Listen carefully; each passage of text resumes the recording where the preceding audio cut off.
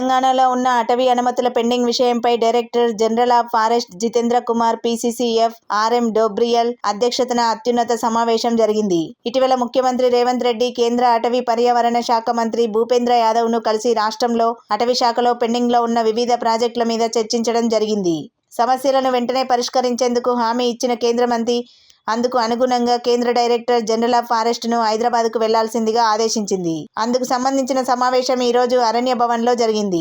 ఎక్కడెక్కడ ప్రాజెక్టులు పెండింగ్లో ఉన్నాయో, ఎందుకున్నాయనే విషయాల మీద అటవీ, R&B మరియు జాతీయ రహదారుల విభాగం అధికారులను డైరెక్టర్ జనరల్ జితేంద్ర కుమార్ సమగ్ర వివరాలు అడిగి తెలుసుకున్నారు. ప్రజలకు సత్వరమే ఉపయోగపడే ప్రాజెక్టుల విషయంలో అనుమతులను వెంటనే మంజూరు చేస్తామని తెలిపారు. సంబంధిత ప్రాజెక్టు వివరాలు పూర్తిస్థాయిలో కేంద్రానికి అందజేస్తే అనుమతుల జాప్యం ఉండదన్నారు.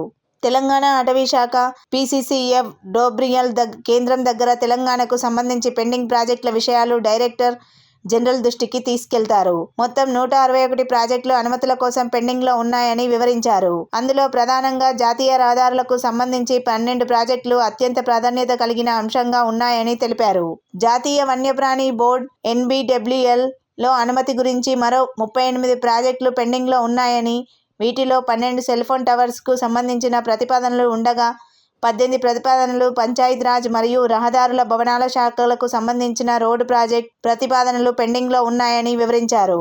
అనుమతుల విషయంలో చిన్న చిన్న సమస్యలను నేరుగా కలిసి చర్చిస్తే సత్వర పరిష్కారాలు లభిస్తాయని జితేంద్ర కుమార్ తెలిపారు. తెలంగాణ అటవీ అధికారుల పనితీరును ఆయన ప్రశంసించారు.